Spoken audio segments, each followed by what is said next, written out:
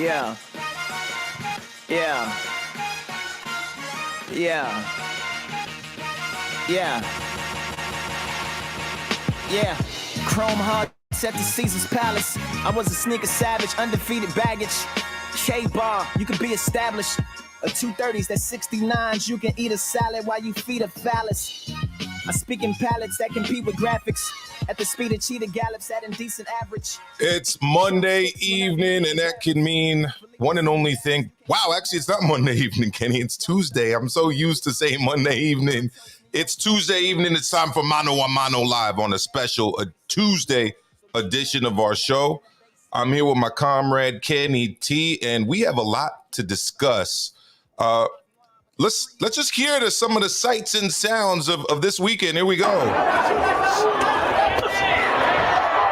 There's a big right hooks, overhand rights being landed by Canelo. Oh, look at Bivol. Look at him go. Oh, my word, Bivol.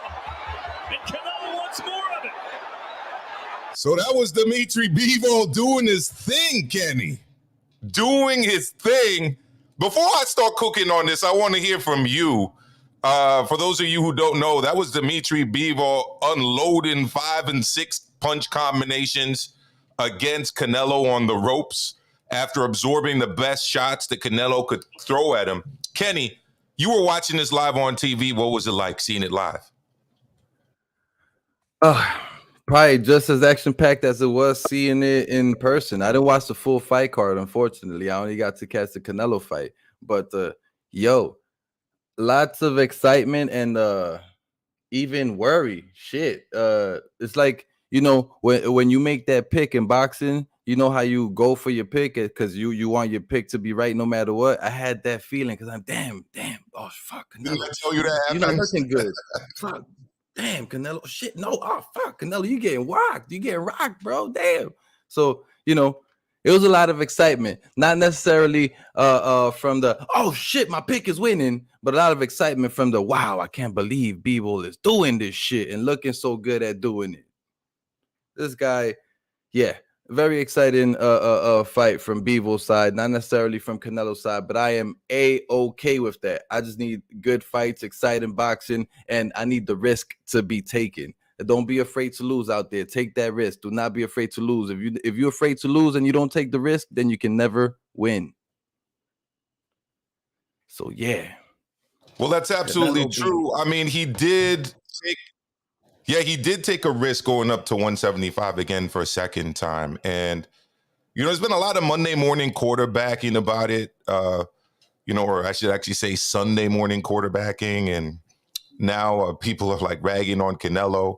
I've heard a bunch of things said about him. I did a bunch of lives when I was out there in Las Vegas. Interestingly, I went out onto the strip the Friday before the fight. And Canelo fans, mostly Mexicans, of course, were calling for Canelo by knockout as a prediction. I heard as low as a third-round knockout by an African-American fight fan that's a huge Canelo fan. But I also heard it from a bunch of Mexican-Americans, too.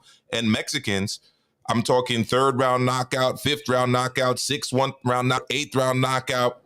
I was telling them, as I was speaking to them, hey, you know, this dude is like a legit world champion. He's undefeated. He had all kind of accolades and international titles and medals as an amateur.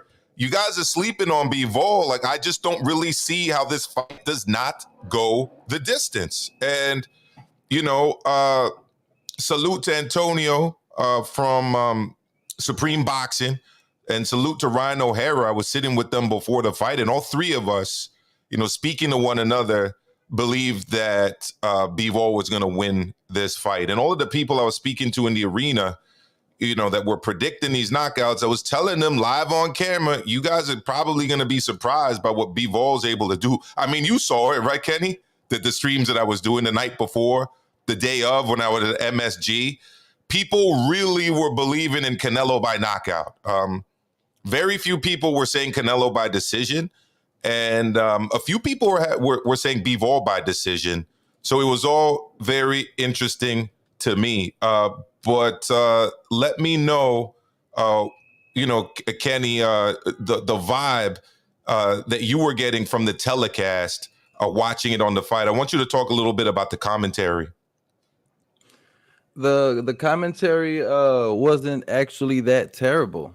You would expect the commentary to just be Canelo sided and Canelo fan wagon the way they usually be doing, going for the better fighter or for the fighter they think is going to win. But that wasn't the case, as you heard in that little audio clip you played.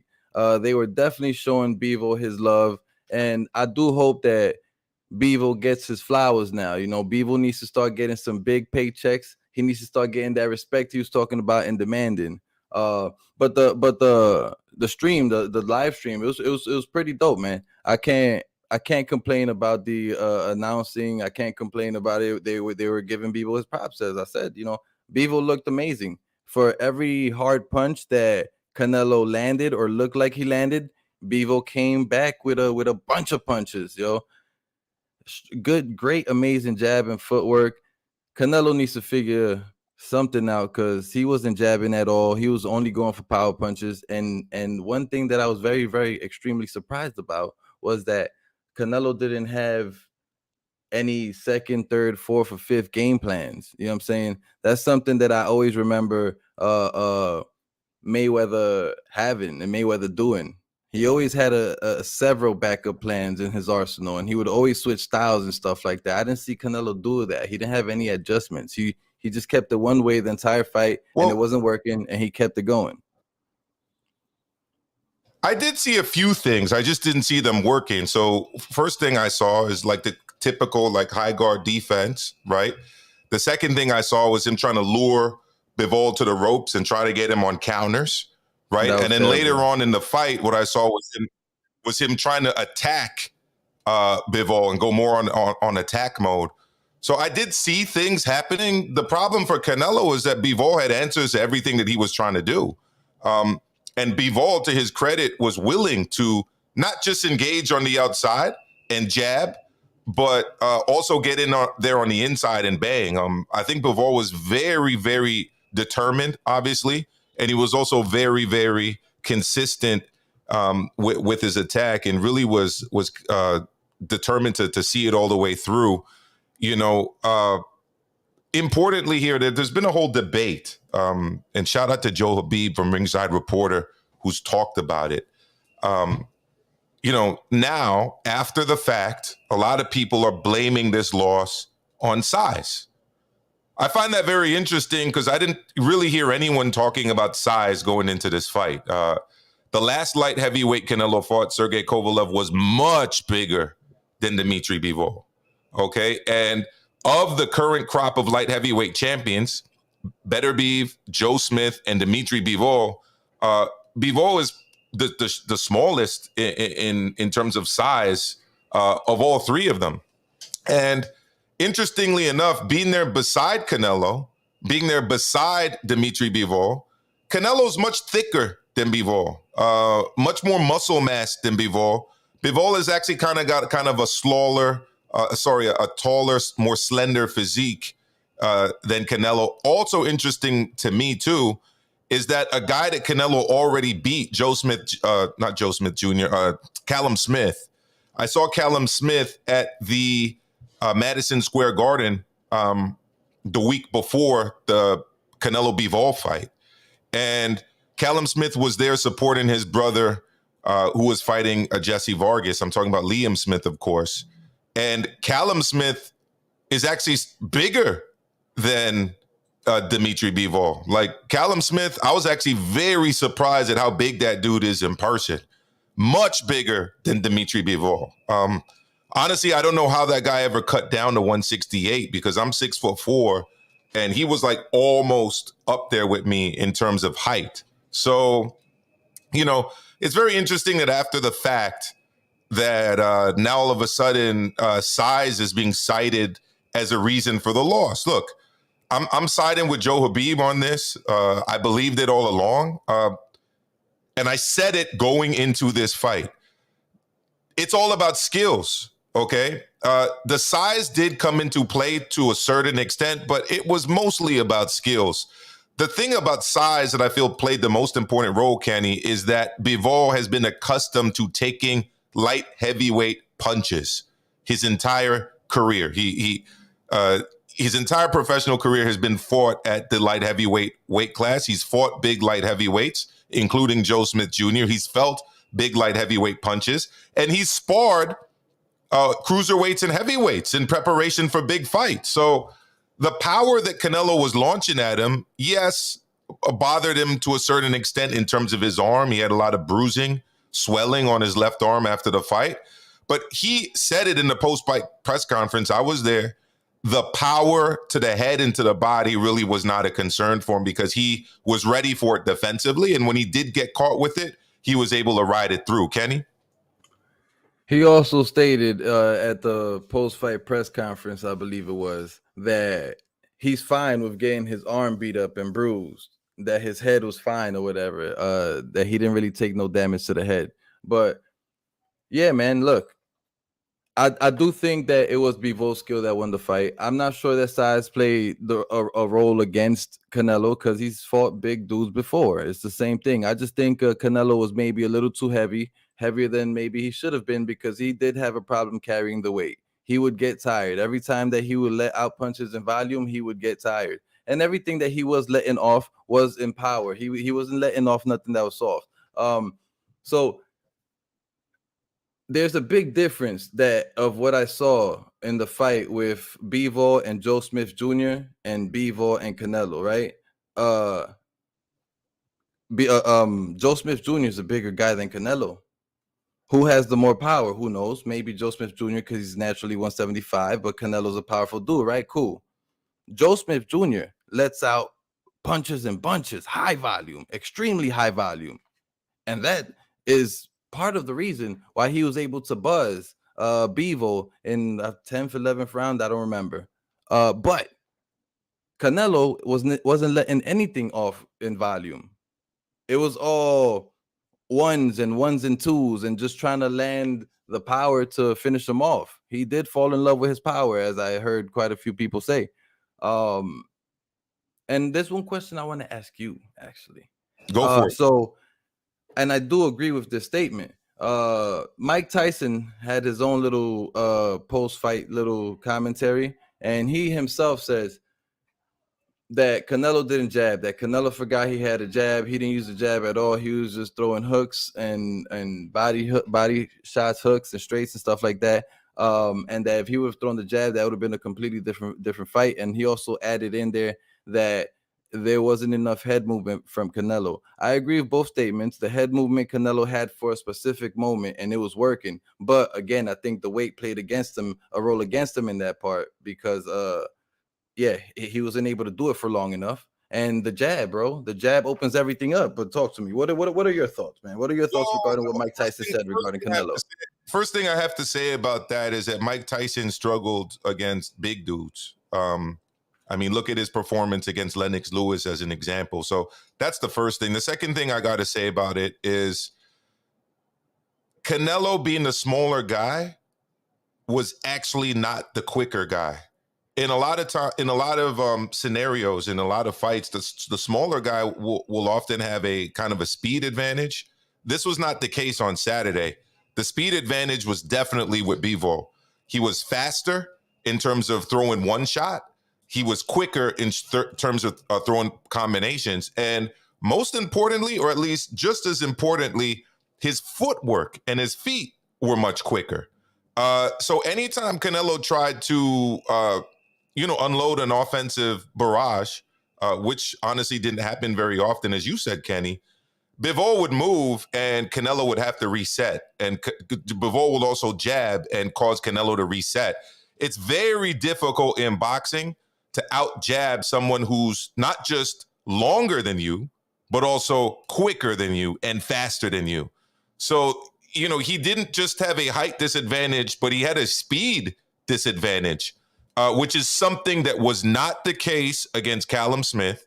And it definitely wasn't the case against Caleb Plant, right? So in those fights, he wasn't significantly slower than his opponent and was able to keep up in terms of the jab, but this was difficult for him to do Saturday night. And again, it goes to also his style. People tend to forget that Canelo's like a natural counterpuncher. He'll attack you when he's got you hurt, but when he's fighting as a counterpuncher against someone who's really not allowing him to get off, to tee off with pot shots and counter check hooks. You saw him when he was luring Bivol into the ropes, right? And what was interesting that Bivol was doing was that he was constantly moving his head, and he also had his right hand up, all right? Which allowed him to block any counter hook that was going to happen. So very impressed. Let me get to the super chat real quick.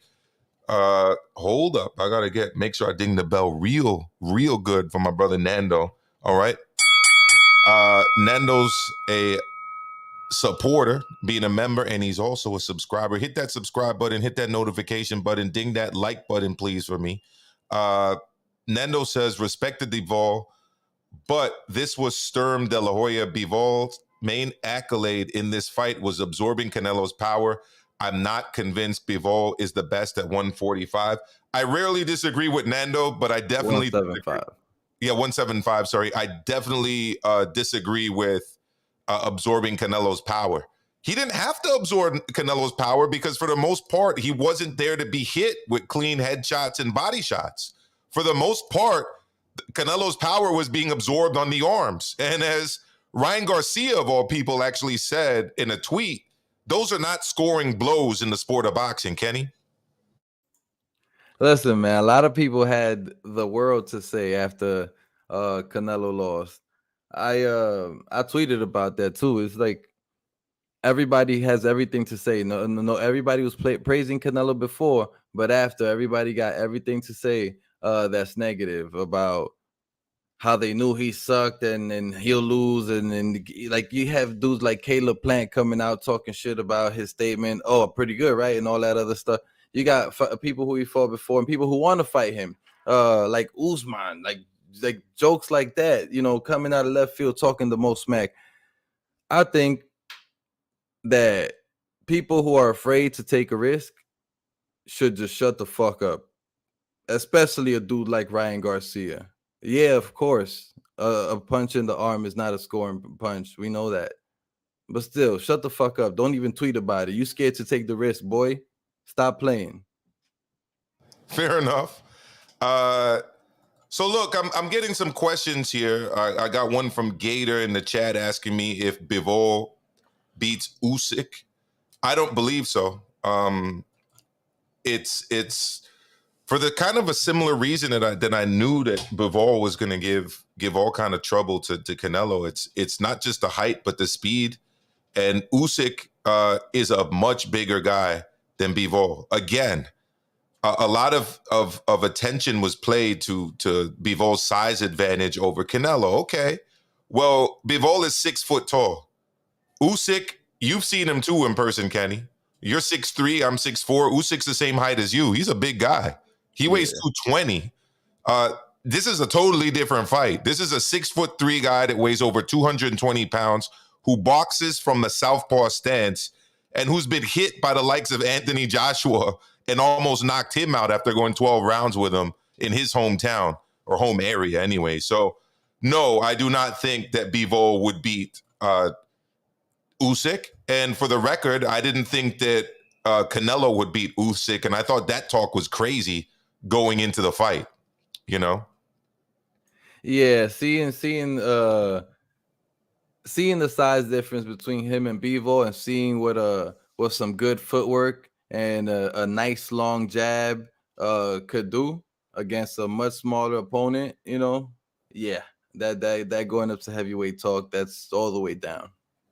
But no, look, I think that he's gonna be just fine. Canelo. But by the way, one thing I do want us to speak about is the way that people are going at Canelo, because Canelo said that he didn't think he lost the fight after the fight, and saying that if it was this fighter, they wouldn't be forgiven. If it was that fighter, they wouldn't be forgiven. Another Teofimo Lopez, blah blah blah blah blah. You know, what are your thoughts on that nonsense that has been getting said? I was in the crowd. They had the majority of the media like way up in the box sections. And I believed I heard most of the post-fight interview. And what I believed he said in the post-fight interview was that, look, no excuses. The best man won. You know, I'm paraphrasing here, but, you know, this is sports. You win some, you lose some in sports, and kind of you move on, right? At least that's what I thought I heard. I then attended the post-fight press conference, which was in the basement of the building. By the way, the T-Mobile Arena is a beautiful arena, Kenny. As you know, I get off track here, but being used to going to the Garden, like that's like another level of arena. Anyhow, I'm at the post-fight press conference, and then Canelo starts to say that he thought he won the fight, which I found was super interesting because it, at least to me at the time, was a 180 from what he was saying in the ring after the fight, you know? So I thought that was very interesting, but I don't think it's the same as Teofimo Lopez. Teofimo Lopez, was interrupting a post-fight interview, saying that he won, saying that the fix was in, saying that he got robbed. You know, meanwhile, he was all swollen up, cut up. I mean, everyone saw that he lost the fight. Canelo didn't interrupt Bivol's post-fight interview. He wasn't throwing a tantrum in the middle of the ring. He said he thought he won the fight at the post-fight press conference, which, to be honest with you, a lot of fighters say after they've lost the fight. Having said that, I only scored 2 rounds clearly for Canelo. I had 1 round, a swing round, and I could have easily scored the fight 10 rounds to 2. I actually scored it 9, 2, and 1 with a swing round that could have gone either way. Yeah, yeah, man. I think people definitely took part of his statement and ran with it to create their own clickbait YouTube content. A lot of people running off with that. And it just doesn't make sense saying, oh, because it's Canelo, he's going to get away with it. But if it was Errol Spence, if it was Bud Crawford, if it was such and such, and they said something like that, they wouldn't get it. It just sounds so foolish to me. It doesn't make any sense at all. And he said exactly what you said. And I'm pretty sure that he will come back after he watches the fight and he will have his own statement. You know what? I didn't win the fight after I reviewed the tape or something like that, because the man be saying the truth. He really be trying to be the most truthful as he can to his fans. And he also be trying to be a man of his words, what he says to his fans. With that being said, I think that's a good segue to the topic of, is he going to fight Bivol next, or is there going to be a Triple G3 fight next for Canelo?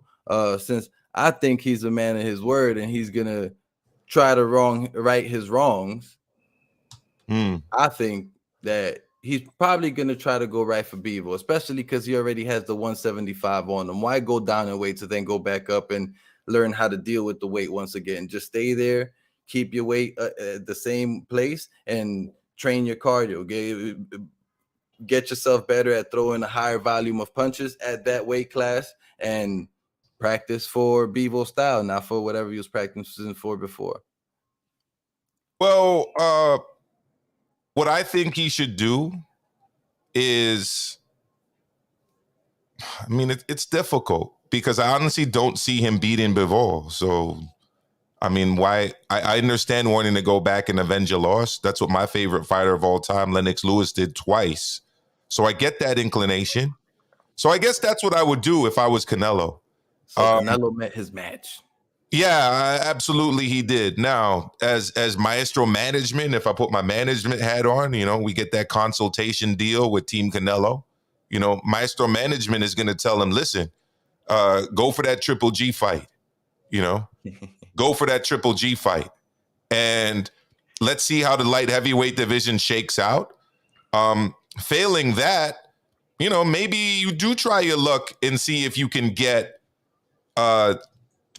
Bivol to do what he said he would do, which was come down to 168 pounds and fight for your titles.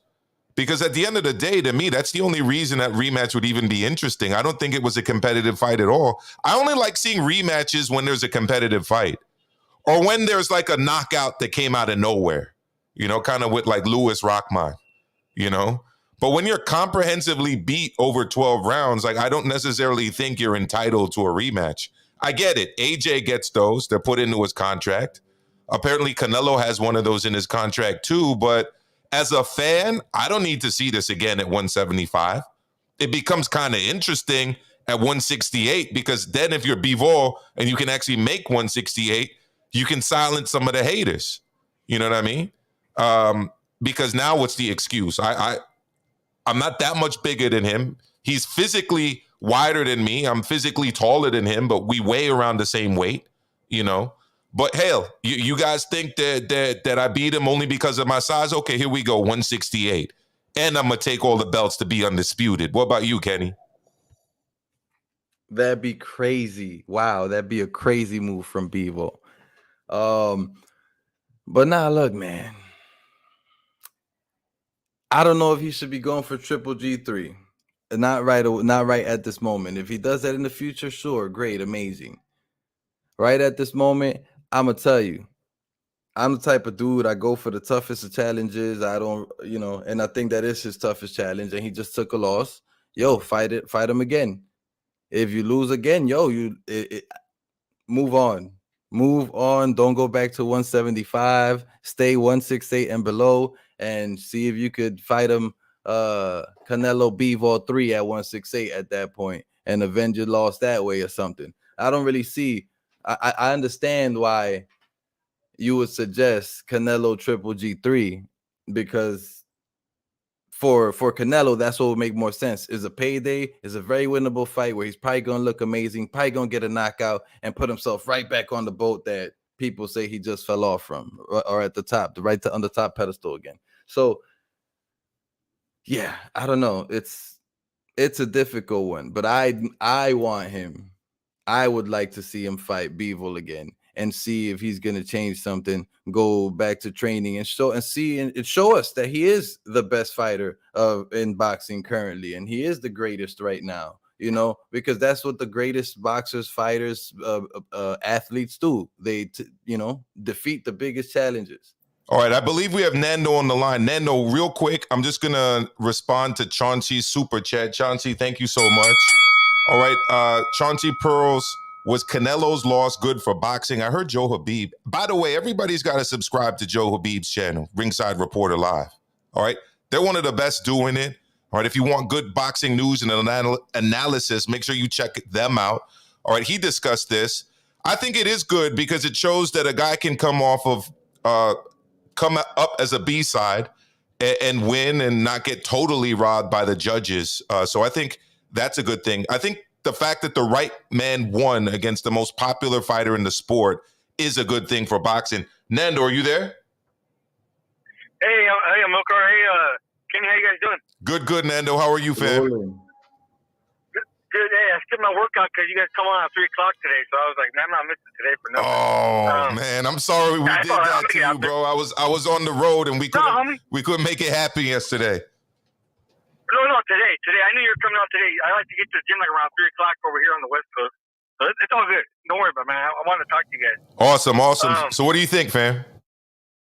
I agree with Chauncey and with you guys about this is good for boxing.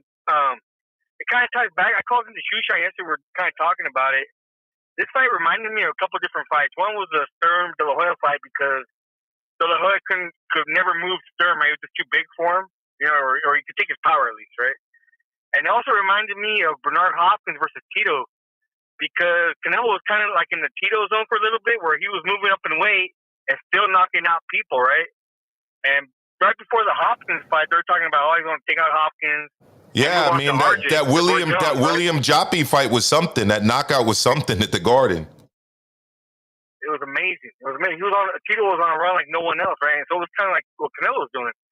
And I think they both kind of fell into the same trap. They fell in love with their power, because once Canelo couldn't hurt him anymore, it just felt like he couldn't hurt him. He was kind of out of answers, and he kind of like got discouraged. And you could just feel like the momentum in the fight changing towards Bivol once Canelo figured out that, hey, I can't hurt this guy. I can't, because he did catch him a couple times on the chin, and it did nothing to Bivol. It just didn't move him at all. So, yeah. Well, there you go. Kenny, what are your thoughts? I was gonna say what it did to Bivol was it made him upset, and he came back with a barrage of punches every time he got tagged. That's what it did to Bivol. It didn't shake him up one bit. But regarding whether it's good for boxing or not, I don't know honestly, because Charlo's still gonna fight nobody. The other dude, what's his name? The Benavidez, he's still gonna be calling out Canelo for a fight. You know, everybody's still going to be waiting and looking on Canelo for a fight. He still got all the belts at 168. You know, I don't think that it really changes boxing too much because everybody's still going to be waiting on Canelo for payday. I'll tell you this much though, Bivol's name is definitely going to get called out a hell of a lot more. A hell of a lot more. His stock is on the rise. Nando, let me ask you this: in terms of options, what would you like to see Canelo do next as a Fed? I think him and Bivol are kind of tied together for the next year, and going back to the whole Hopkins thing, right? I think now that Canelo lost to Bivol is a bigger name, and it kind of elevated the division, right? And now there's a lot of big fights to be made at 175. You got Charlo, you got Bivol, you got Beterbiev, you got Smith, you got Boatsi, you got Vlasov, hanging out. There's a lot of big fights. And now it's kind of like what happened with the middleweight division back in the day when Hopkins knocked out Tito. They elevated Hopkins there. I don't know if you guys remember, but that middleweight division was kind of like nobody really cared about it until Tito showed up. Oh, 100%. After that fight. Yeah, 100%. Yeah. Keith Holmes was a champion. Nobody cared. William Jaffe was a champion. Nobody cared. People kind of cared about the executioners, the IBF champ, mostly because of the consecutive defenses. But overall, no, like it was far from a glamour division. But going forward after that division blew up. Because after that, we had Winky Wright join the division. We had Kelly Pavlik. Jermaine Taylor. We had Jermaine Taylor. Exactly. And that's what I think might happen with the 175-pound division. I think going forward, that division kind of blows up a little bit. Because those guys aren't going to move up. They're going to stay there at 175 and kind of fight each other, you know? And maybe, again, going back to Canelo, maybe a year from now, Canelo jumps back into the mix, you know, maybe he tries it again. I don't think he'll be successful against any of those guys, just judging from the Bivol fight. I don't think he'll be successful in a Bivol rematch. But I could see him trying his hand again sometime next year. Me personally, I think the Triple G fight makes more sense now than ever, you know, because I don't think 3 months, you know, September is enough time for Canelo to adjust his game plan or his physical body or whatever he needs to do to pull out a win against Bivol. I don't see it happening in 3 months' time. Yeah, I kind of agree with you. My question with all that then would be like the situation with the sanctioning bodies. I mean, this was an optional fight. Golovkin isn't obviously a mandatory under any of the sanctioning organizations at 168. I mean, does he get two, you know, optional defenses without having to give up one of the belts? What do you think, Nando? I think anybody becomes undisputed. If you hold on to those belts more than a few months, you're lucky. Because eventually they'll start picking you off with their own mandatories, right? Yeah, I agree. So I think once you get to the mountaintop, you're just going to go down no matter what. So I think at a certain point, regardless of what happened in this fight, Canelo's going to start slowly giving up those belts. You know, they weren't to his benefit to hold on to all of them and to defend all of them. So regardless, I think he just needs to make the biggest fight. Continue what he's doing, making the biggest fight for the fans, and, you know, let the chips fall where they may. Last question for you, Nando. Go ahead, Kenny. No, I was going to say, last question, Nando. What's the bigger fight, the rematch or the Triple G fight now? I think both fights have a little bit of stigma now, right? He comes back to Bivol, people are not at all going to be in his corner for that fight. They're going to, including myself, we're all going to be predicting Bivol maybe even by knockout next time. And the Triple G fight, I mean, Canelo coming off a loss and Triple G looking old. I guess that fight goes up to the casuals as always, but like for us hardcore fans, we were never really that excited for that fight. I don't think, you know. Yeah. So I think Canelo's kind of in a pickle now that he lost the fight, but we'll see what happens going forward. I'm so excited for boxing. There you go. Thank you for taking my phone call. I appreciate it. No, Nando, every time, bro. You're one of the biggest supporters of this channel and the growth of my channel, and thank you for helping me get to 2,000 subs this week. I appreciate it. Thank you, homie. Absolutely. That was Nando. All right, shout out to Nando. Go for it. So the phone call led me to this thought in this topic of conversation, which is Canelo says that he has 6 years left in boxing. And if he has 6 years left in boxing and he continues going at the rate which he went last year, that'd be 3 fights per year, right? So 6 times 3, that's 18 fights, approximately, that he'd have remaining. So if he's gonna continue boxing, he's supposed to fight the best and biggest fights in boxing. Who are the names that he's gonna fight if he's only gonna be fighting 168 and maybe 160, because 175 is too big? Who does he fight? Who are the big fights and the big names? Well, the big names are Triple G. Let's say that's 1. I would say David Benavidez. 2. In terms of competition, I would love to see David Morrell Jr. step up, but that's not a big name. 3. Not a big name though. Big. I'm not saying big name. Big fight. That's a big fight. I would love to see that fight. I'm saying big fights. David Morrell Jr. He's got the most talent in the whole division, as far as I'm concerned. Straight out of Santa Clara, Cuba. He's been like obliterating opponents, and he stepped into the game. Check out his record. I know. He's let's keep going. You see the Tommy Fury plan, right? That he's on with these guys against losing records. He's on the opposite. Been doing the opposite. All right, so we got him. We got Jamal Charlo. 4. Okay. And then what, he starts rematching people? That's about it, bro. Then does he start rematching people or beating like up and coming prospects? So they all of the top names are at 175 that would be like more competitive. That's what I'm trying to go at. So if he can't fight or doesn't fight at 175 no more, what is there left for Canelo? That's because, people are saying, nah, he shouldn't fight at 175 no more. That's it. He can't beat Bivol. But if he can't beat Bivol and he can't fight at 175 no more, then where are the 18 remaining big fights? Where are they? Who are they? I don't see that. I see the 18 fights. Yeah, I don't really see it either. And I mean, look, in the immediate foreseeable future, we're talking Triple G, potential Bivol rematch. Again, Maestro management says 168. All right. 2 fights. Let's keep going. David Benavidez, if he beats Lemieux, which most people think he will, and Jamal Charlo. 4. And like I said, David Morrell Jr. Although he's not big enough yet. I don't really. We got the UK. Shout out to the UK though, because they're in the building. Good evening, Tony. Good evening, Lennox was best, and everyone else joining us from the UK. Some people, I doubt those two would say it, but some people might be able to say Eddie Hearn could potentially sell a fight with John Ryder. What about John Ryder? No, we don't want that. John Ryder, Lennox was best. What about John Ryder? No. He's from the UK. Get that UK money. Get that UK money. What about Tony Pugilism? You backing your boy Tony Pugilism? You backing John Ryder? Let me know. Tony. Let me know, Tony. No, Yo, Tony, no way. I interrupted you earlier when you was getting to the super chat. You just clicked it off by mistake. Oh shit! Sorry, we had a super chat. Let's go. Yeah. You was getting to it, and I interrupted you. My fault.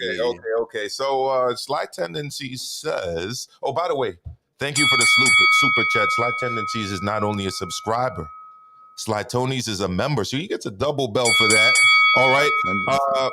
Consider joining, but at a minimum, do me a favor and hit that like button. Hit that subscribe button and ding the notification bell, please. Do it right now. You got 10 seconds. It only takes 1 second. All right, you got 10 seconds. It only takes 1 second. And then I'm going to get to the super chat. Ding the like button, the notification bell, and jab the subscribe button, please. All right, here we go. Slight Tendency says Canelo took a risk. He didn't wait till someone was out of their prime or lost a belt. I'm guessing that's like a Floyd dig to me. That sounds like a Floyd dig, Kenny. That sounds like a Floyd dig, Kenny. Oh, Tell yeah. me what's wrong, Slight Tendencies. Mr. Cinco de Mayo himself, Cinco de Mayweather. Anyways, what I didn't agree with was the judging. First of 4 rounds, come on. All right, so I put that into a chat. yesterday. Shout out to D-Style Boxing, El Capitan of 8CP, Los Hermanos Causando Pánico. All right. And I said, that's front loading at its finest. All right. So in these close fights, what I call front loading is when they essentially predetermine the first few rounds so that if later on they need to put in a bullshit scorecard, they've got plenty of wiggle room. And that's essentially what happened, because there is no way in hell that Canelo won the first 4 rounds of that fight. At most, I gave him one of those 4 first rounds. That's it. See, I knew it was a Floyd dig. I wasn't scoring the fight. But no, I don't think he won the first 4 rounds either. That's a little crazy. But still, yo, we only have 5 opponents right now for Canelo. Where are we gonna go with these? We only got 5 next fights. He says they got the Battle of South London right there, Kenny. I highlighted it. All right, that's taking place on the 21st. All right, we've got Buatsi against Richards, 2 South London light heavyweights facing off. It's a domestic scrap, as they call them. Zuldo, right. Both Zuldo, of them. the legendary Zuldo, who everybody loves, and I don't think is that accomplished. That's easy pickings. How did I forget about Zuldo? How did I forget about him? I don't know. Tell me. Okay, that's your guy too. I don't know, man. I know you're not big on Zordo. I know you're not big on Zordo, Kenny. I know you're not. I don't dislike him. I know. All right, you just don't think he's as highly rated as Maestro management and Maestro rates him. All right, here in the People's Republic of Boxing, okay, this is what the people are saying right now. The people are saying, and people tell me if I'm wrong. I'm your representative out here. All right, I'm your representative. The People's Republic of Boxing, Kenny, we've got something to say to Team KO, Kenny.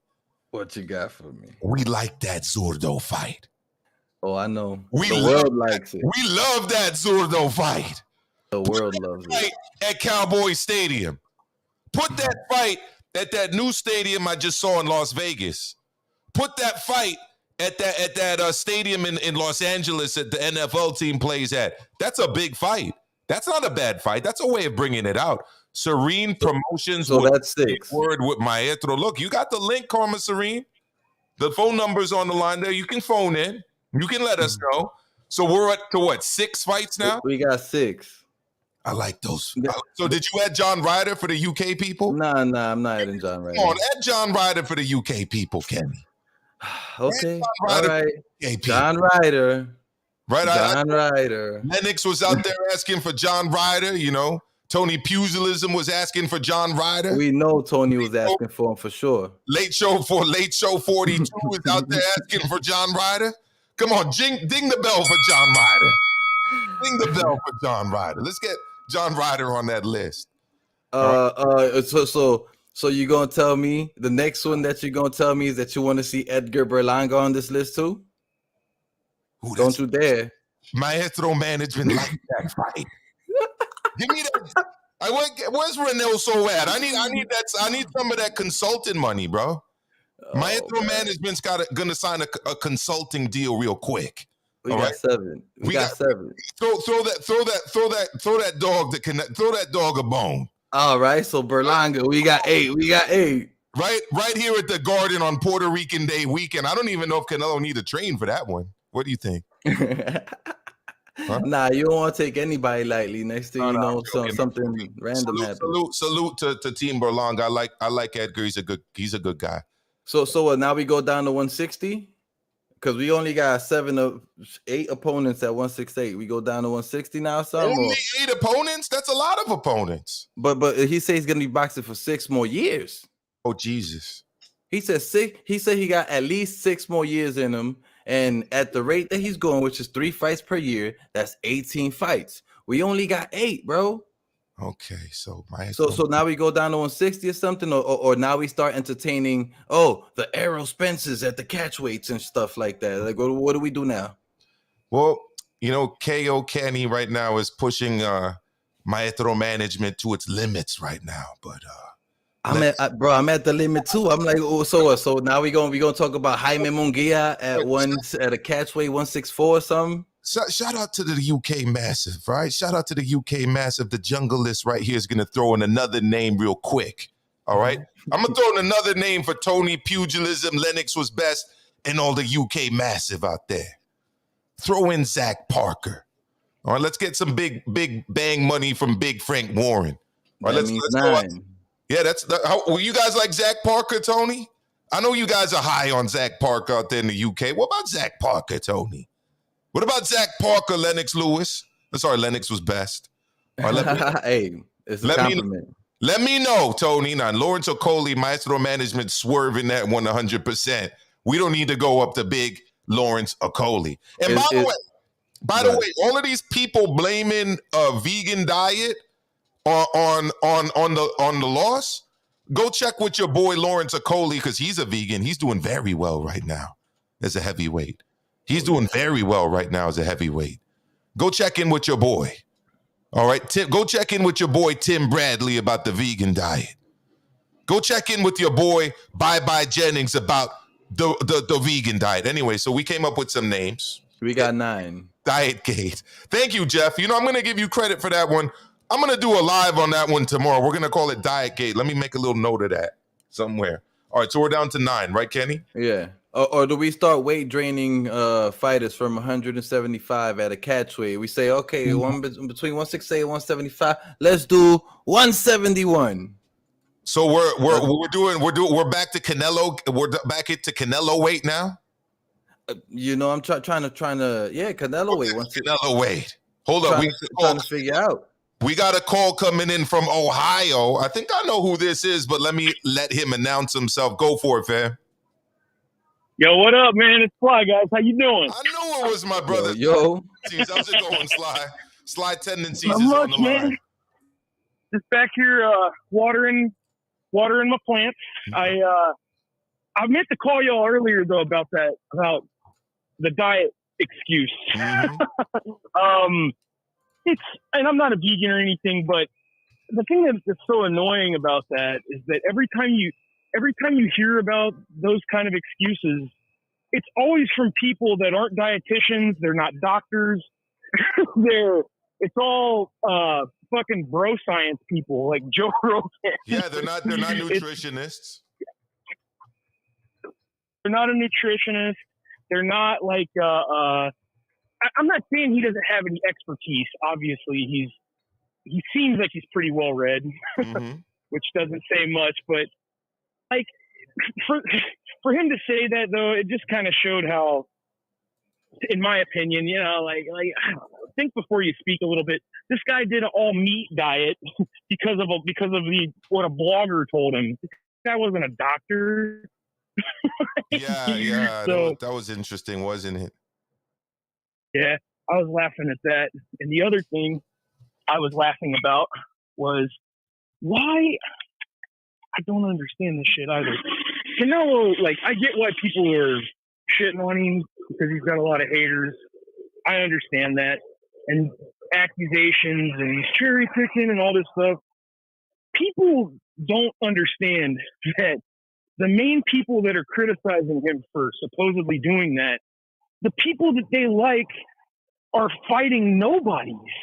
I'm sorry. Like, Charlo, this is what happened when he was cherry picking, and look what happened. He's fighting Selecki. and saying nobody wants to fight him. Like, come on, man. Go ahead, sorry. No, I'm saying you're right. I mean, and Selecki is obviously a guy that Andrade already beat. Yeah, I don't understand. Like, I get it. Yeah, let them have their fun. You know, I get it. They want to crap on Canelo. I mean, we're Americans. Kicking people when they're down is what we do best, right? Yeah. Pretty much. No, I'm being a hater. No, I mean that and stealing resources overseas, but I digress. We don't need to go into that. So better not go there. No, I'm kidding. Yeah. That's all. I just wanted to tell you all that, and the show's going good, man. Oh, appreciate that, Sly. Appreciate that. All right, that was Sly Tendencies. I want to show some footage real quick, Kenny, before we keep the topics moving. And I want to show I think this is one of the examples of the Canelo haters that I met after the fight. But It might or it might not be. Here, let's let it go. Bet on them. Yeah, I did. Okay, I mean the Hey, 7 for 7 today. And he had an 8. He swallowed the shit out that hot dog, bro.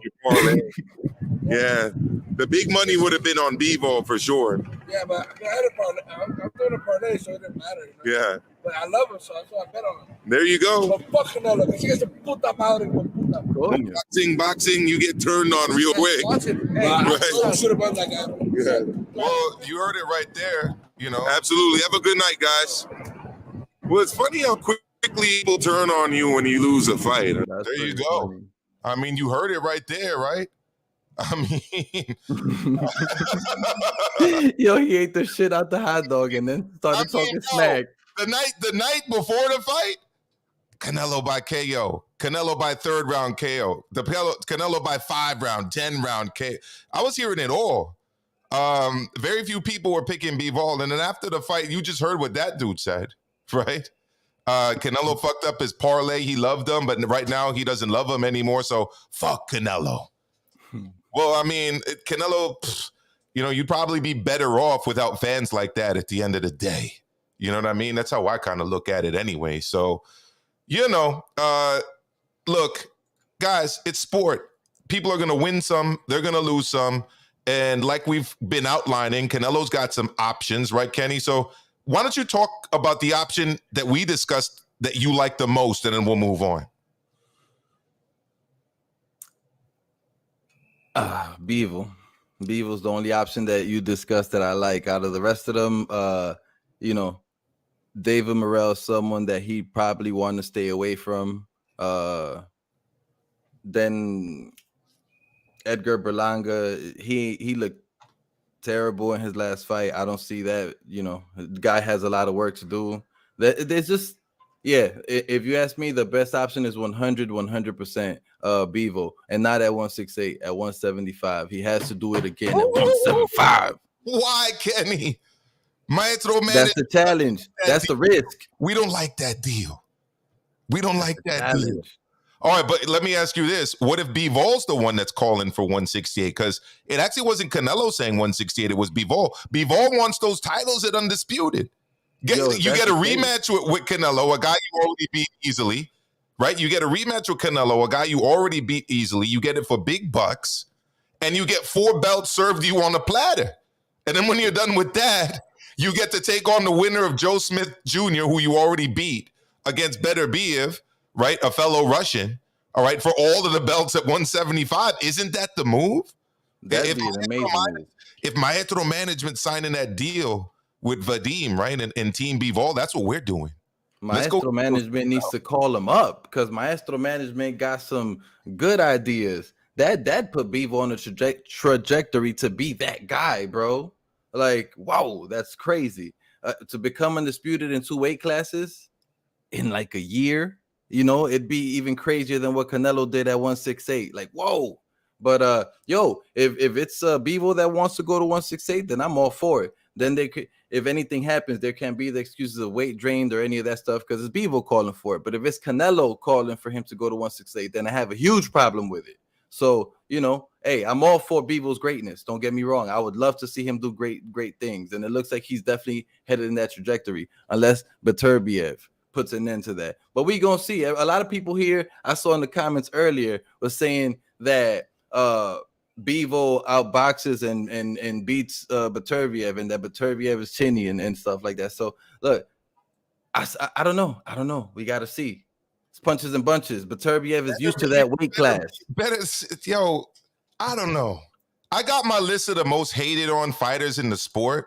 And as anyone who follows this channel knows, Canelo's at the top of that list. You just saw an example as why. I mean, I showed the footage when I was out in Vegas interviewing fans after the fight, and there was a lot of hate on Canelo. A lot of hate. You know, they were offering me drinks and stuff, and I was like, no, I don't drink haterade. You can keep that to yourself. All right, keep that drink to yourself. I'll stick to the seltzer waters. But I'd also have to add Tyson Fury to that list. And believe it or not, what's with all of this hate against Beterbiev? I mean, the dude's undefeated. He's got all KOs. And it's like people continuously say that he's vulnerable. I mean, based on what? He got cut badly by a Marcus Brown headbutt. I believe it was a headbutt, right, Kenny? Yeah. It was a huge gash in his head.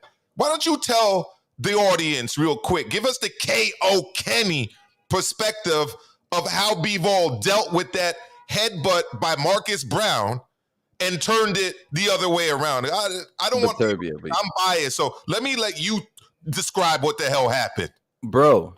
He looked like Terminator out there. You see I forgot which one. In every fucking Terminator movie, this guy gets shot and he continues coming forward. They pull out the shotgun, ba-bow, ba-bow, and he just continues coming forward. Bro, he got the craziest headbutt from Marcus Brown, the same headbutt that Marcus Brown gave to Badu Jack. But he didn't soften up, and like Badu Jack kept on fighting for sure. I'm not saying he did, but he wasn't the same fighter after he got that headbutt. But Beterbiev got the headbutt, and it was like he saw blood. It's like a bull. The guy started coming forward even more aggressively, and now it was like, oh, I have to stop this guy now. Because before that, yes, he was landing his things, but it was more of a calm demeanor, Beterbiev, and then he became the fucking Terminator. All right, the guy who be wrestling bears in Russia. That's who he became. All right. And you got to respect the work that man does. Let's not undermine the work that Beterbiev does and start hating on him. Yes, Bivol look great. Let's praise Bivol, but let's also praise Beterbiev. Let's get out the state of mind of hating and let's appreciate people. By the way, hit the like button if you're watching. Subscribe to Maestro. Show us some love.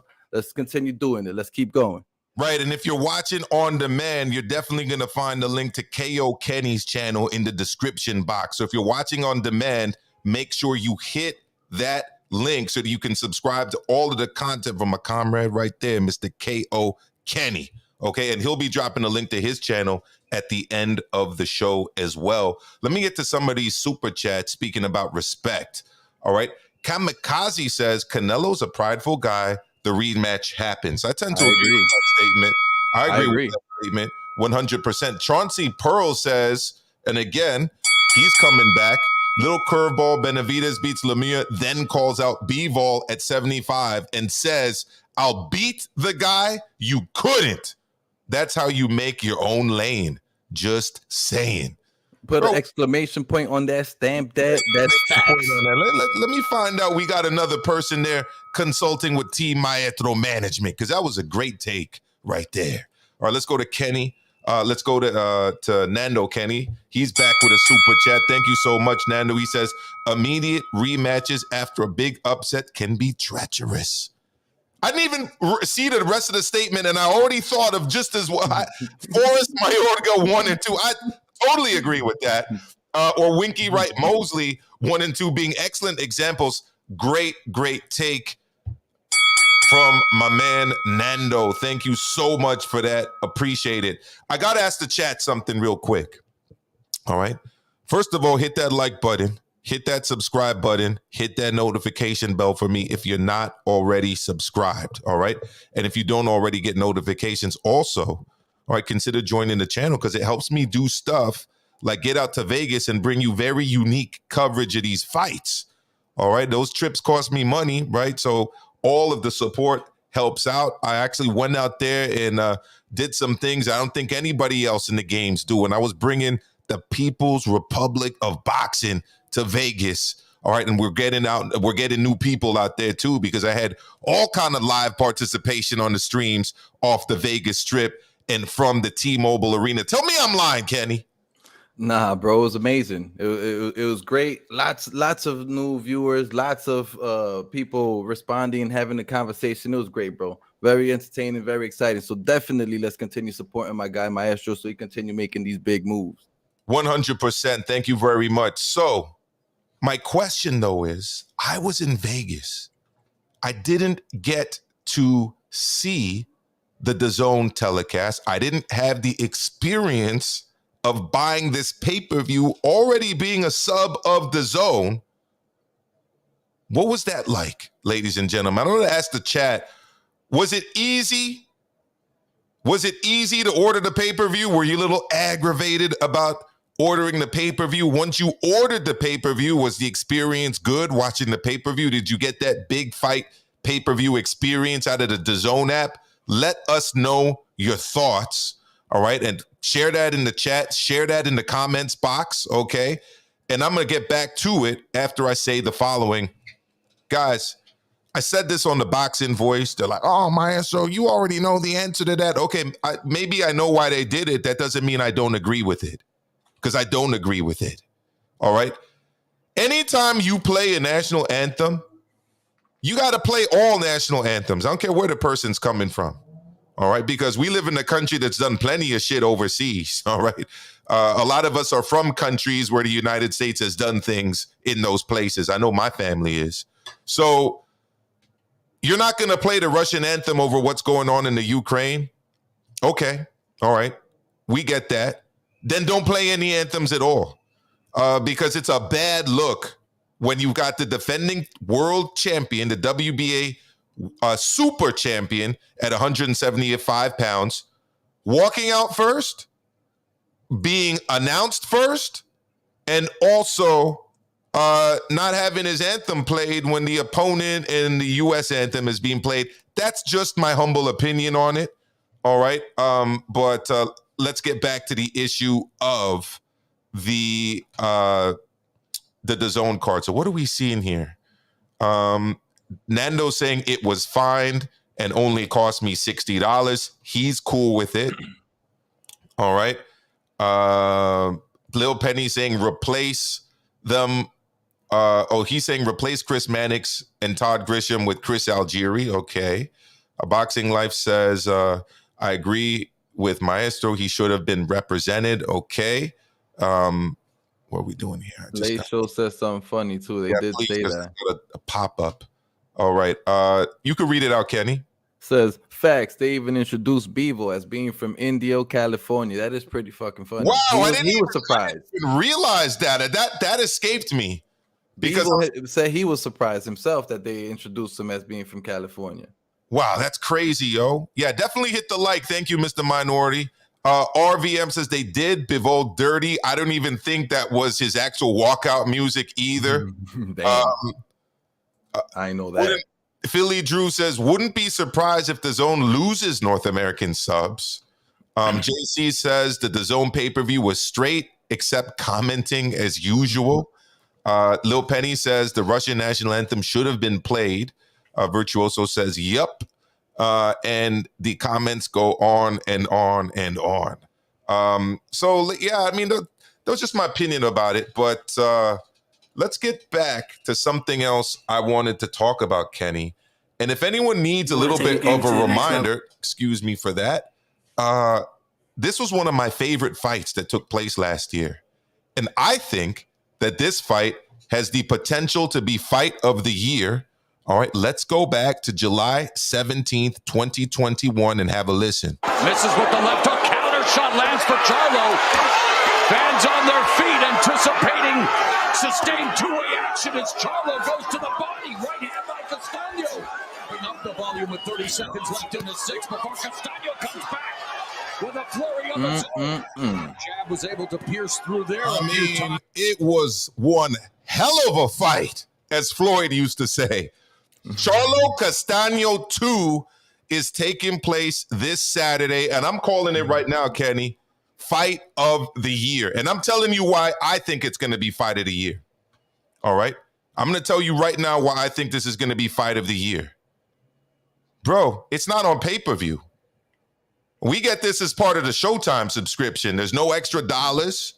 There's no commercials and ads running during the fight. And most importantly, it's for the undisputed super welterweight championship of the world.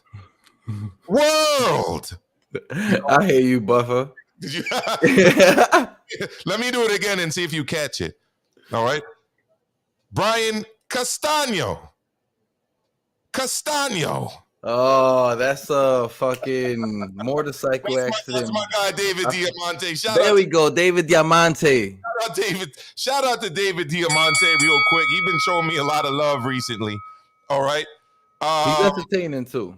Nando's telling me I'm going a little overboard with it. He's telling me, oh no, sorry, he's actually going at Drew, not at me. But yeah, I think fight of the year, bro. I was super excited about that fight last time. And it was During great. the fight, I was super excited about the fight. Lots of action. While it was taking place. And now, let me give you another little refresher, Kenny, before you cook. Here we go. But Castaño now returning fire. Charlo to exit. Retreat, try to establish the jab. Avoids. Castaño continues to march forward as we head to round number 8. I mean, Castaño was marching forward. He was transitioning from offense to defense, back to offense. He'd throw punches, he'd catch them, then he'd throw punches again. I had Castaño winning that fight by a little bit, but I had him winning the fight. Kenny, what were your thoughts on the first fight? And what are your thoughts on this second fight? Charlo Castaño 2, La Revancha. Well, originally, the first fight, I had Charlo winning. And then as I saw the fight, I thought it could have been a draw or Castaño winning. When right after the fight, I had Castaño winning. Then I rewatched the fight. I've watched that fight like 3 times since then. It's crazy. But yeah, I've watched the fight so many times that I could see how they got a draw from it. Because literally when I saw it right afterwards, I was like, oh, damn. I can't believe Charlo lost, because Charlo was my horse in that race. You know, you always pick the guy you think is going to win the fight, the guy you put the bet on. I thought Charlo was that guy. But the second time around, oh, man, I think it's going to be a Tony Harrison versus Jermell Charlo 2 type of story. I think it's going to be that type of story. Really? Yeah. Yeah. If there's anything that we've learned, look, history repeats itself. If I'm going to act like I know something, it's because I've seen it happen before. And this is the exact case with Jermell Charlo in this situation. It happened before with Harrison, where it was him potentially losing or a draw, you know, close fight, right?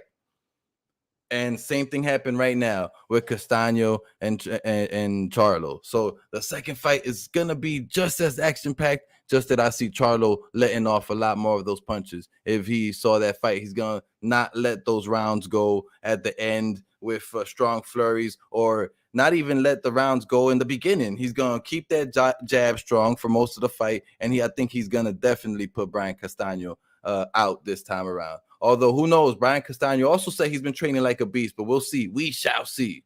Who do you got? Who do you? Oh man, I gotta tell you something, bro.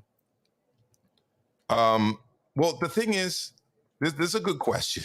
Okay, I know people are gonna hate on Maestro for this one. Ooh. I already hear the boo birds coming out. Boo! Don't do it, Maestro. You gotta tell us what you think. Look, I don't want to pick. I don't want to pick this fight, right? Because I don't want my enjoyment of the fight to be swayed by who I picked going into the fight.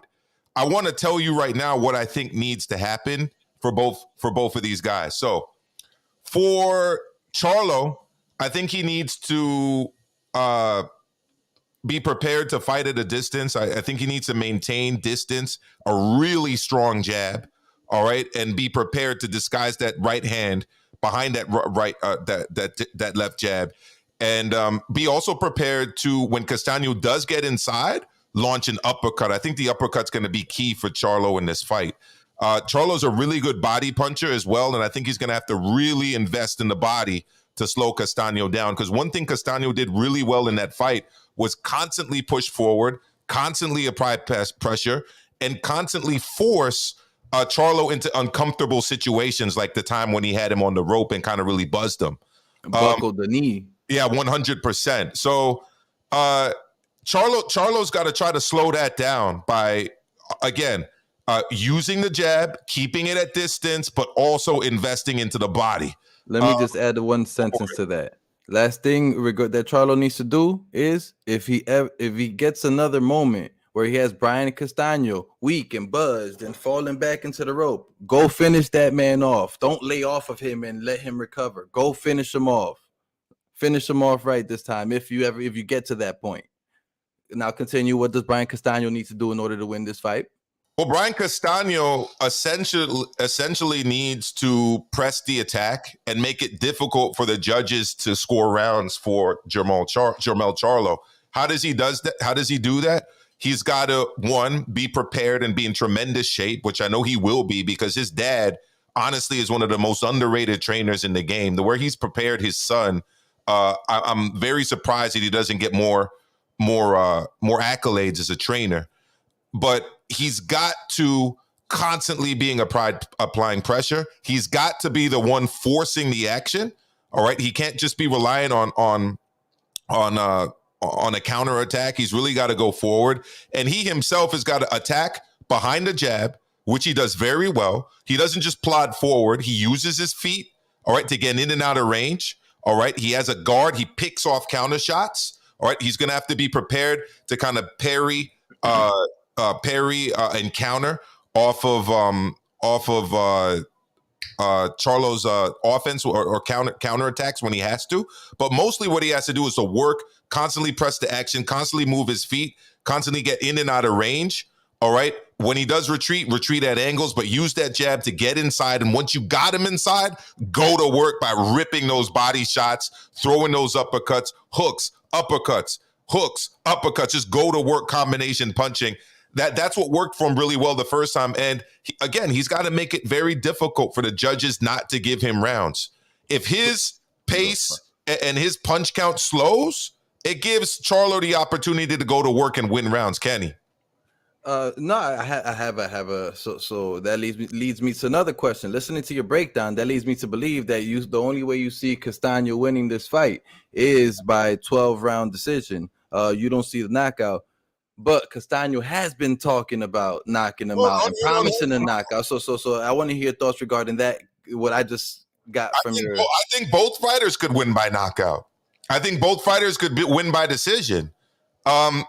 Because look, the first fighter that loses focus, all right, and gets caught, because even though Castaño was very good at moving forward and applying pressure behind the jab, he can also counterpunch very well. And one of the best things he does as a fighter is transition from offense to defense. So what he does very well is he'll catch your jabs or catch your 1-2s and then counter you right back. And what's amazing about him too is that he also does it while continuously pressing forward. So a guy will think that he can kind of keep him at range and box from the outside, but while he's doing that, Castaño's picking off shots and countering. If Jermell loses focus like he did in that first fight and gets clipped, and Castaño goes for the finish, he might get up out of there, right? One thing that I really haven't liked about Charlo are these accusations he's made about Castaño, which I don't think have much evidence behind them, that he faked the injury, that he's on drugs. I mean, he's made all kind of different accusations. I don't really like that stuff, and I actually do really like Jermell Charlo as a fighter. So I'm not actually favoring either of the two fighters this weekend. I just really want to see a really good fight. Do me a favor, everyone. Hit that like button. Hit that subscribe button. Hit that notification bell. I'm not too sure how we're doing on the likes, Kenny, because I'm behind the stream here, but we got over 100 people watching the show. So hit that like button, hit that subscribe button, and hit that notification bell. Ladies and gentlemen, it's about half of us that are watching that have actually liked the video. Come on, show us some love. Let's get the likes up over 100. Let's do that. Yeah, 100%. We got to get the likes up over 100 by the end of this video for sure. So, Kenny, any last words on this fight? I got Charlo. I think he's gonna learn from his mistakes in the last fight. I got Charlo by knockout. I won't say no rounds because it's hard to tell. There was a couple times where both of these guys were buzzed in different points, so it's hard to tell. But if Charlo is smart, he will try to end the fight earlier on and not let the fight go into the later rounds, because it seemed like he was maybe just a bit gassing out in the later rounds. That's about it regarding Charlo and Castaño, and it's going to be an amazing fucking fight. I can't wait. All right. For the last few fights on this weekend, I'm just going to go simple. Give me a quick level of interest, Kenny, 1 to 10. All right. We've got Sergey Kovalev, all right, a guy that you used to like quite a bit, versus Tervel Pulev, who sounds like he's Bulgarian. So it looks like we've got a Russian against the Bulgarian. They're fighting on Fight TV. They're fighting at the Forum in Los Angeles, California. Los Angeles, all right, para los hispanos hablante. All right, that's going to be on Fight TV. That's actually taking place at the same time Will you be watching? And what's your interest in the fight? Is at the same time as Charlo Castaño? The answer is hell no, I won't be watching. But yes, I actually am interested in the fight because isn't he fighting at heavyweight right now? Isn't Kovalev fighting cruiserweight? That's a jump up. We'll see if he's old and he's a little washed up, but let's see if that does anything to the man, right? Let's see if he wins this fight against Pulev's little or whatever brother. It's my tendency saying that it's Pulev's little brother. Yeah, it is. What you need is saying the same thing. So there we go. Definitely a Bulgarian. All right. This one's taking place in the morning, Kenny. You're not always an early riser, but will you be waking up to make sure you got your coffee ready? I don't know if you eat toast or oatmeal with your coffee. We haven't talked too much about your breakfast diet recently, but I know you drink coffee. Will you be getting it all ready to watch Floyd Mayweather Jr., Mr. TBE? Oh, sorry, I got the start time wrong. It's actually 2 p.m. All right, so you'll definitely be up for it. Will you be watching him take on none other than Don Moore? Again, live on Fight TV. This is out of the helipad Burj Al Arab Hotel in Dubai. Will you be watching, and how do you rate this fight? Yes, I'll probably watch it. And how do I rate the fight? I give it a 1 out of 10. Now I'll give it a 2 out of 10 because we get to see Mayweather. That's it. So that's why you're interested in the fight, because of Mayweather. Yo, look, man. We don't get to see the flashy defense moves every now and they're not as flashy anymore, but you get to remember the old days. You get to reminisce a little bit, There you go. All right. We got a super chat here from Caleb. I respect that. Thank you very much, Caleb. Thank you for supporting the channel. Caleb says, Maestro in English, staying on the grind. Shout out to you and shout out to Kenny T. How do you feel about Ryan Garcia versus Pitbull Cruz being mandated? We're going to get to that right after the rundown. That's going to be the last topic. All right, we're going to get to that. So we'll get to that question right away. Thank you so much for the super chat. All right, Kenny, remind me to get to that after I ask you about the next fight. Where was I now? Okay. So this is somebody that was brought up earlier. All right. Somebody that was brought up earlier that I know you're not too high on, Kenny. You're not the biggest fan of this particular fighter. Still struggling to figure out why. We very, very rarely disagree about things, but we disagree about this dude right here. Zurdo Ramirez. He's going to be fighting, guess where? On DAZN. And he's going to be taking on none other than Dominic Boesel. Rate your interest in this fight. Dominic Boesel is 32-2-0. Okay. And he's coming to us out of Freiburg, Sachsen-Anhalt, Germany. All right. He's on a 2-fight winning streak. He actually lost to Robin Krasnaki back in 2020 by third round KO. Really the only fighter on his record that whose name really pops out at me, but here we go. He's going to be taking on Zurdo. Rate your interest in this fight, and will you be watching? If it's at the same time as the Charlo and Castaño fight, I'll probably have it on the other screen, but I'll be focusing on the Charlo Castaño fight. And I do, my thoughts is the interest level. Like, I feel like I'd be being a nice guy by giving it a 5, because this is my problem with Zurdo and what he does. If you look at every single person on Zurdo Ramirez's record, yeah, they're all like 30-5, 30-4, and they've all fought nobodies, and they've all lost to top level competition. And I never understand why Zurdo fights these people, because people believe that you're great. You look like you're skilled. So go show people that you're great. Stop fighting these truck drivers, bro. Go fight somebody. That's my problem with Zurdo. Hold up. Truck drivers. Bro, he just fought 2 Cuban amateur standouts and got back-to-back KOs. Okay, Unieski, the guy who looked washed up, that buzzed him several times in the fight. Let's stop playing, man. Gonzalez, come on, put some slack on his name. Where's my pillow? So I can go to on his name, Kenny. Huh? Where's my pillow so I could go to sleep on this fight? Oh my God. Come on now.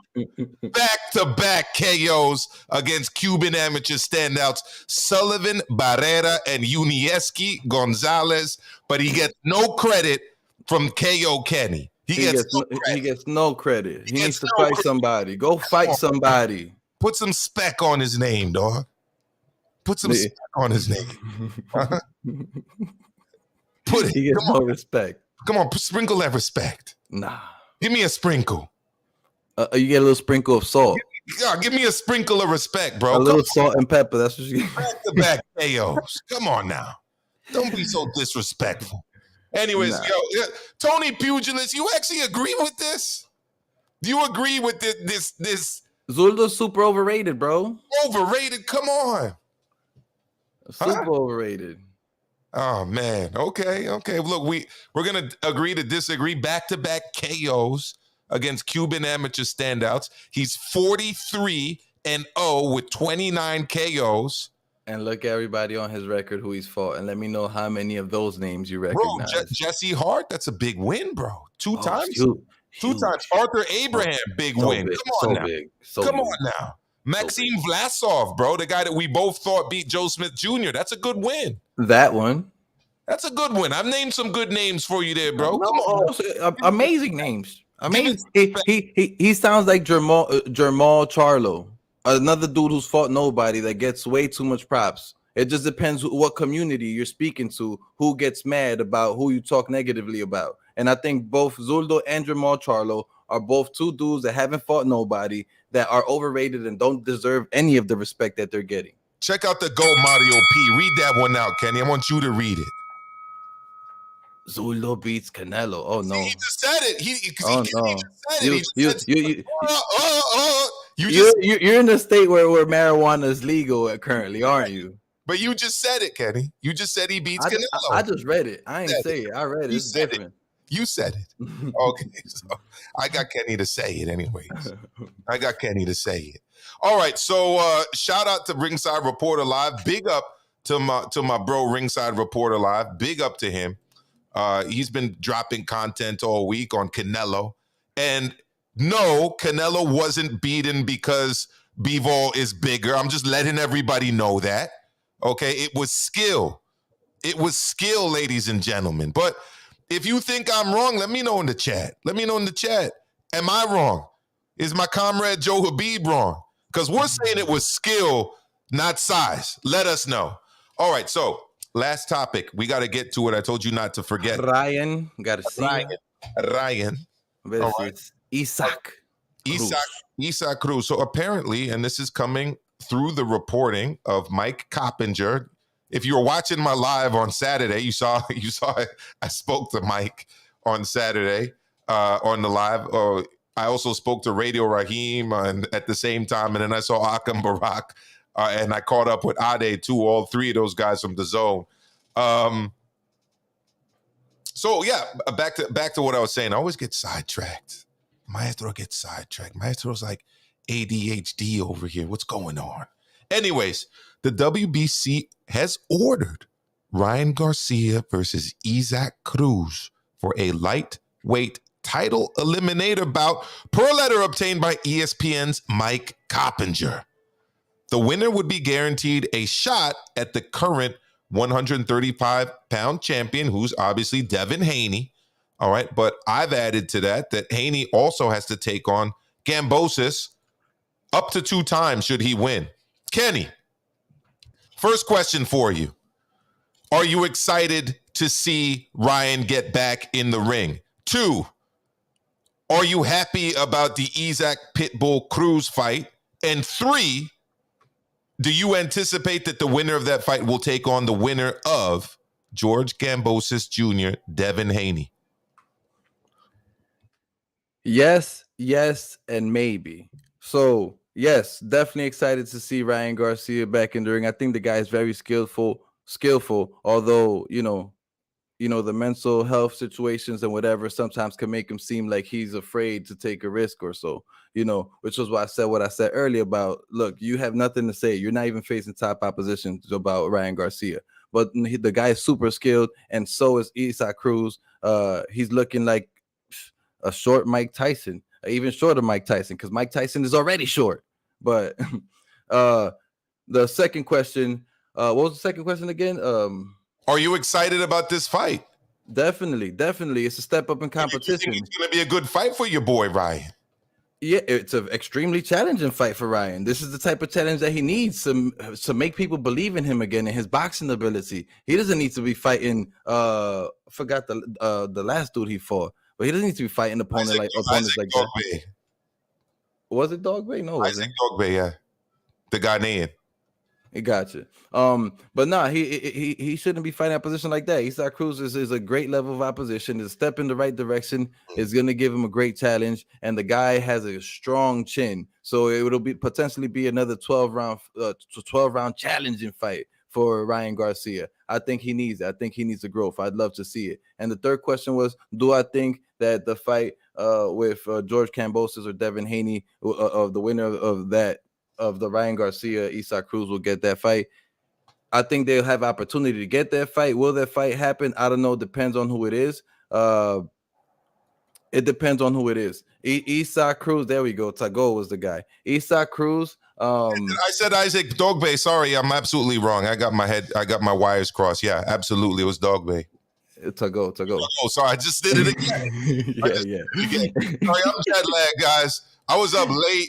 I caught a flight that left Vegas at midnight, which was 3 a.m. here, and then I got straight here to New York City. So excuse me if I'm off a little bit. You've been working overtime, bro. It's all good, man.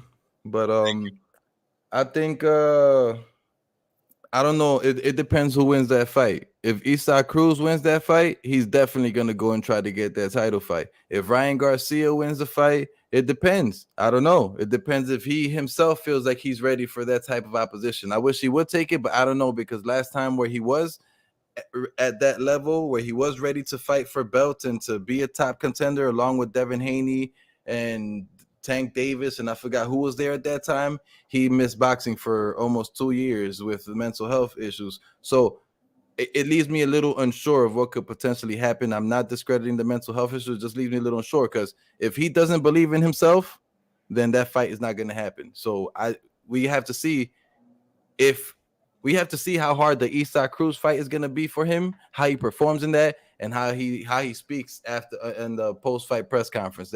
That will all determine on if Ryan Garcia takes the next step for that championship fight after that fight. But Isaac Cruz, he a dog. He wins that fight, he's immediately going for that fight. Well, let me tell you something. I love this fight. Yeah. I love this fight. This is the type of fight where it's going to be electricity the whole time. You know why? Despite the fact that a lot of people don't like Ryan, he's got like electricity. He's got lightning bolts in those fists when he throws them, especially that left hook. And unlike his last opponent, Isaac Pitbull Cruz, like you just said, he's a dog. He's going to be pressing the action. He's going to be moving forward. Someone is getting clipped in this fight. It's going to be a very exciting fight. You've got the shorter guy that likes to get under there and let his hands go. And you got the taller guy that's going to need to use his reach and his range, all right, who can also really punch. So I love this fight. I'm looking forward to this fight. Now, as to whether we'll see the winner take on the winner of Kambosos Haney, that's a little bit more difficult, because if Haney wins, he owes Kambosos a rematch in Australia. And he says that, he already pretty much wants to move up. He's only staying here really for the Undisputed fight. So I see Haney fighting twice more max at 135. I think it's more likely if Kambosos wins, which most people don't think he will, at least here in the United States, because he doesn't owe Haney a rematch. He's staying at 135, and then that would be a huge event. So that's how kind of I look at it. We got one more super chat over here I need to get to. Before I get to that, hit the like button, hit the subscribe button, hit that notification bell, and consider joining the channel. All right? Consider joining the channel. All right? But hit that like button and hit that subscribe button before you get up out of here. Chris White, thank you so much. All right, I just want fights that feel like events, something we can throw a fight party for. Canelo fights have been lacking that since Triple G. Okay, you've had your word. I I think a big fight, if it happens, would be. I saw there was a gentleman from Ireland that here asked a question. I'll answer it right now. I lost track of it in the chat, but he wanted to ask me what I think of that fight. I think that would be a super fight should it happens. But I see Fury versus Usyk. Kenny, I know you see Usyk possibly stopping Fury, and me, I just think Fury's too big. I just think he's too big. All right, so that's what I think of that fight. Mario Figueroa, salute. Chauncey Burrows, salute. D-Style Boxing, salute. He says that Cruz might knock Ryan out. Could happen. Could happen. Could definitely happen. Yeah, and yes, that's what Kenny actually thinks. He thinks that that Usyk could stop Fury.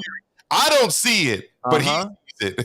But yeah, that's what he said. That's right. All right, so Kenny, before we get up out of here, I know you got an announcement to make. You got this album, this EP dropping. So let people know what's good.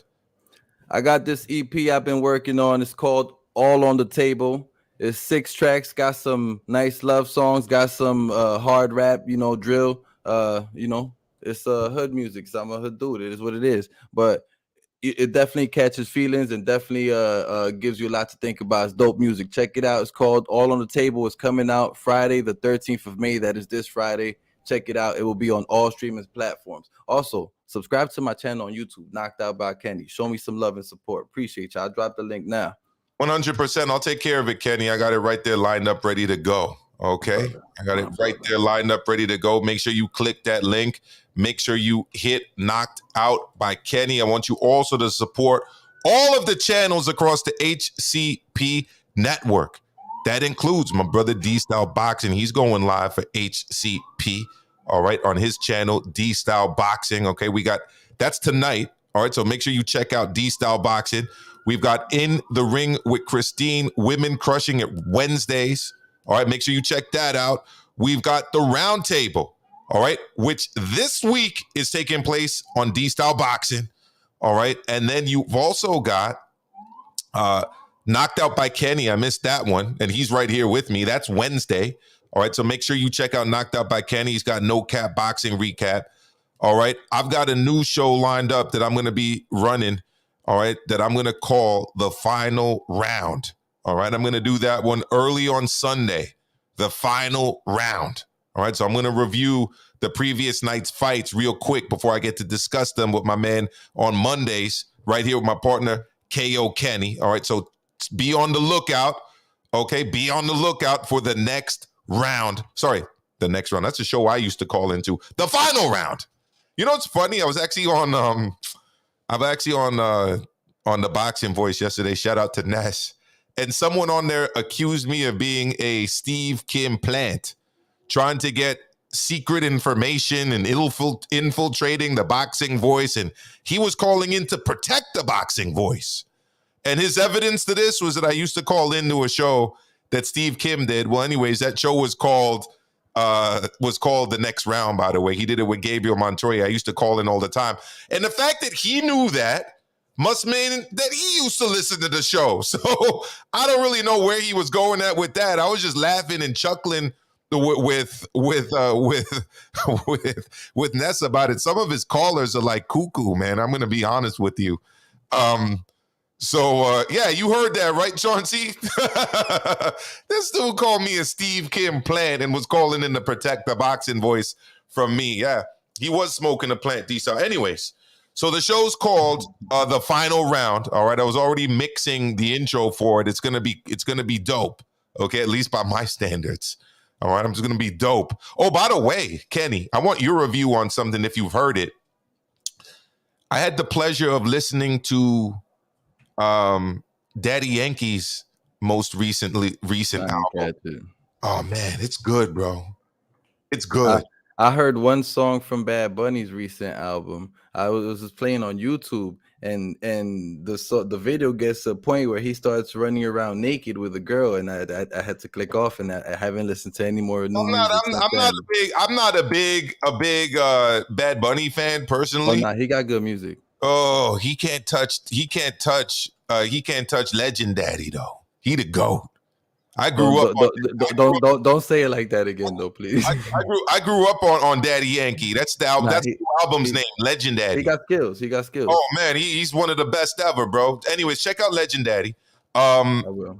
And check out Ringside Reporter Live. My brother Joe Habib. Make sure you check him out. Look out for him all week this week because he's going live with these Canelo topics. All right.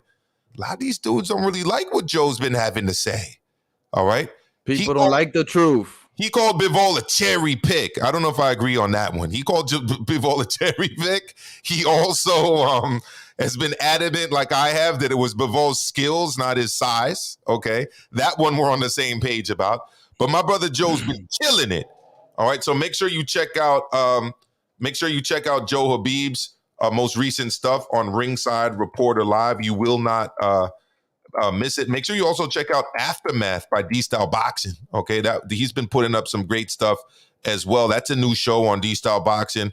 And yeah, that's it from now, bro. I think we good, right, Kenny?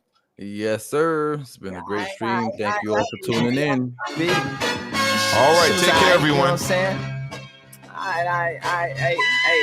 Hey, nigga, Pete, though.